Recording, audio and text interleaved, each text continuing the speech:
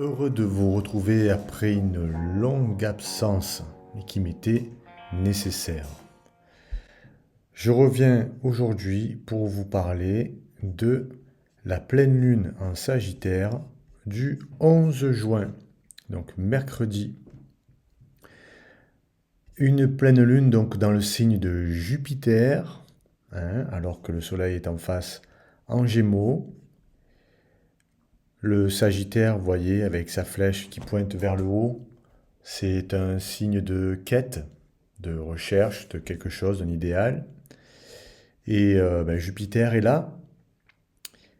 Donc au moment de cette pleine lune, Jupiter vient d'entrer en Cancer, hein. Donc on est dans le monde des idéaux, de la philosophie, de la culture, particulièrement la culture qui vient d'ailleurs.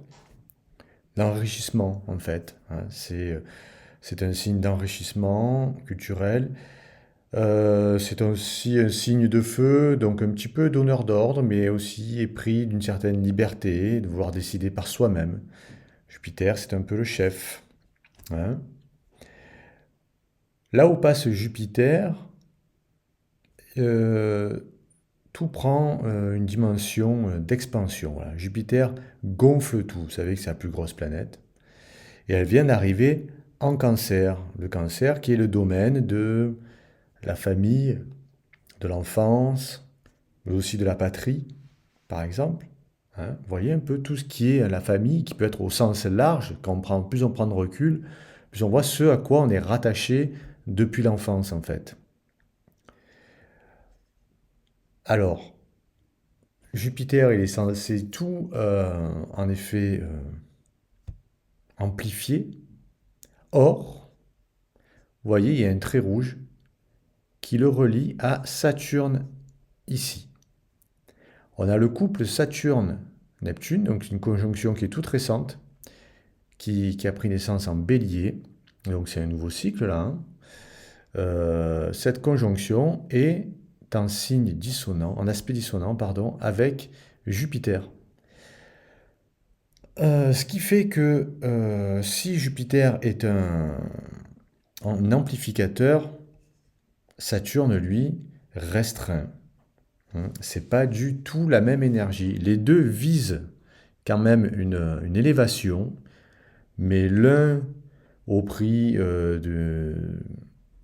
d'une, on va dire, quelque chose de très personnel qui vise à être soi-même le garant de son évolution, hein, et puis qui fait appel à la chance, à la croyance, et l'autre qui ne croit qu'au travail, Saturne. Alors, le fait que Saturne et Jupiter soient comme ça en carré, et qui va durer d'ailleurs jusqu'à la fin du mois de juillet, début du mois d'août, fait que ce qu'on devrait ressentir en cancer peut avoir du mal. En fait, c'est-à-dire que Jupiter, qui est protecteur, hein, il peut avoir du mal, étant donné qu'il est en dissonance comme ça avec Saturne et Neptune.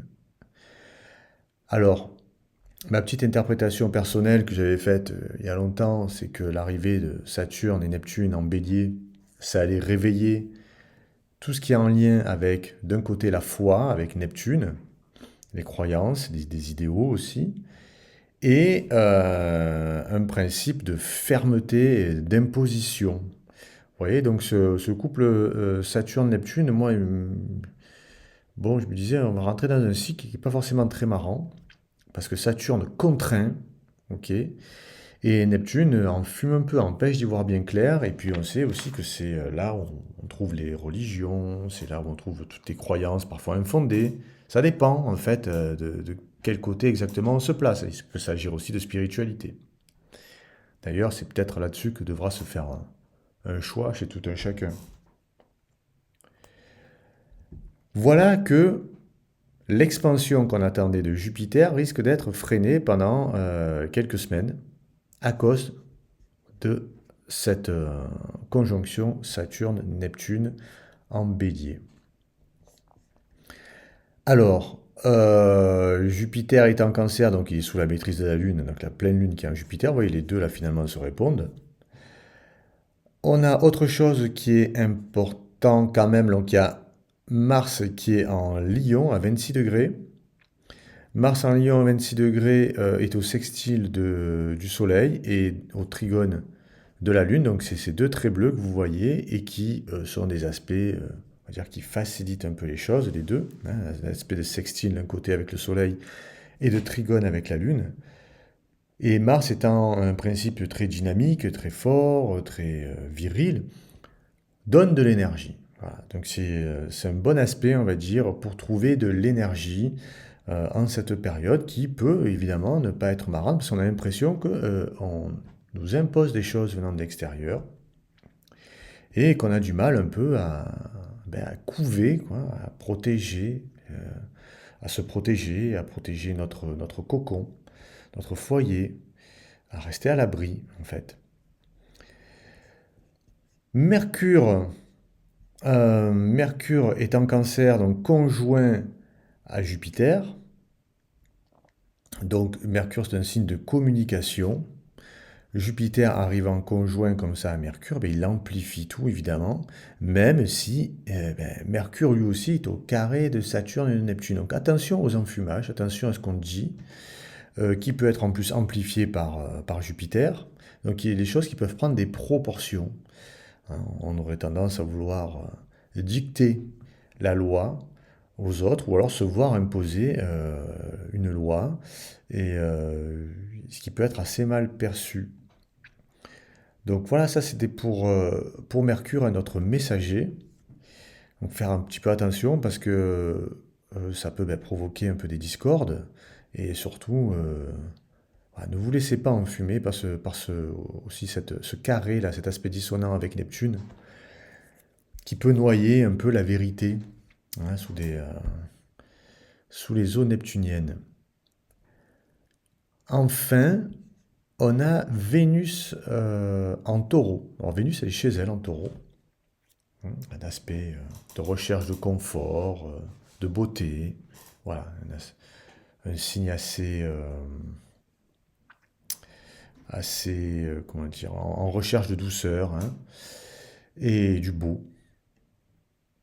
Un aspect parfois un peu vénal, hein. Vénus en taureau, c'est quelque chose d'un petit peu vénal. Mais là où je voudrais vous amener, c'est plutôt sur le carré qu'elle a avec Pluton. Donc, Pluton est rétrograde en Verseau. Donc on sait, hein, tous les natifs du début du Verseau, début Lion, début Taureau, début Scorpion, mais souffrent. Mais voilà, ce carré, je l'ai remarqué, ce carré de Pluton-Vénus, il a ça de particulier qui réveille des instincts très charnels. C'est vrai qu'avec Pluton,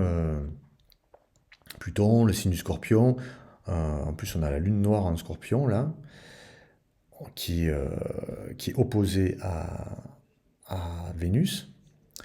Donc tout ça, ça prend une dimension secrète, sombre, charnelle, sexuelle. Il y a quelque chose là-dessus qui nous pousse, hein, à aller dans le domaine de Vénus qui est celui de la chair. Donc il faut faire attention parce que ça peut marcher à la condition qu'il y ait un vrai caractère d'authenticité. Et ce qui n'est pas facile à reconnaître en soi, donc ça veut dire qu'il faut faire une espèce de plongée, opérer une plongée en soi pour savoir si les sentiments éprouvés sont d'une grande sincérité ou s'il y a un doute, qui peuvent peut-être être juste des pulsions en fait. Hein. Voilà, Pluton, c'est une planète pulsionnelle qui réveille les pulsions. Donc dans un thème, Pluton, la maison 8, le signe du Scorpion, les aspects entretenus avec des planètes rapides, c'est des choses à observer de près.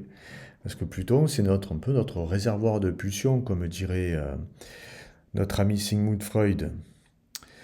Voilà un peu pour cette pleine lune du 11 juin. Hein, donc toujours pendant cette période Gémeaux, mais le Soleil, lui, n'est pas en aspect dissonant avec une quelconque planète.